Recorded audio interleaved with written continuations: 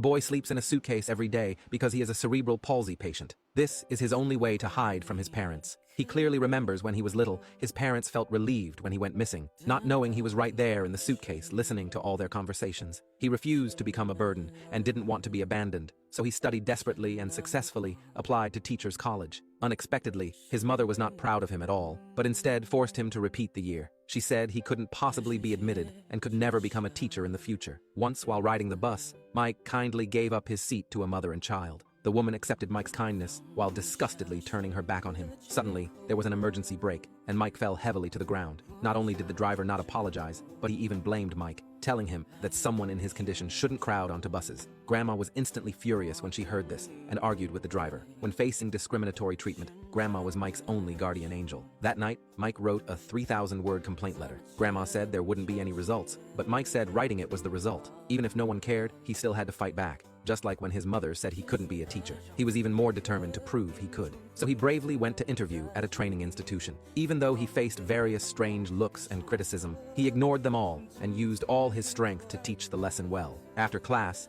the teacher praised Mike for teaching well but still didn't hire him. Mike wasn't angry. At least they were willing to give him an interview opportunity. At least he had accumulated teaching experience. But being rejected was still painful. Every time this happened, Mike would mingle with Grandma's senior group, solving various phone problems for the elderly. He liked this feeling of being needed, but he couldn't solve all problems either. For example, on this day, a girl asked Mike to help throw a frisbee back. The simplest action for a normal person was as difficult as climbing to heaven for Mike. The girl helplessly came over to pick it up, only then discovering Mike's condition, but she didn't dodge him with disgust. Instead, she greeted Mike with a smile. Little did they know this girl would influence his entire life.